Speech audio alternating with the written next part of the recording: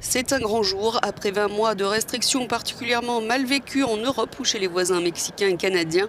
Les États-Unis rouvrent leurs frontières terrestres et aériennes aux voyageurs vaccinés contre le Covid-19 et disposant d'un test négatif de moins de 3 jours. Familles séparées, relations d'affaires perturbées, le travel ban imposé depuis début 2020 à plus d'une trentaine de pays avait été très critiqué. Au Royaume-Uni, la population va pouvoir prendre rendez-vous pour sa 3e injection de vaccin contre le Covid-19 un mois plus tôt que prévu. Les choses s'accélèrent et c'est ce que veulent les autorités britanniques. Jusqu'à présent, les candidats au booster devaient attendre 6 mois révolus. À ce jour, 10 millions de personnes ont déjà reçu la 3e dose supplémentaire.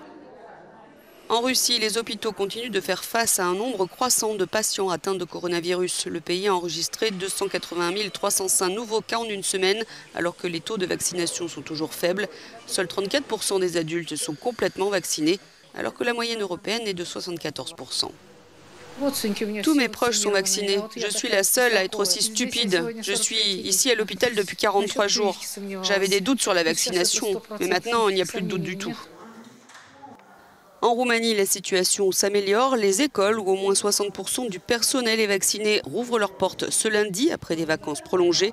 La durée des congés scolaires avait été rallongée pour aider à endiguer la 4e vague de Covid-19, car ici, le taux de vaccination est tout aussi faible qu'en Russie.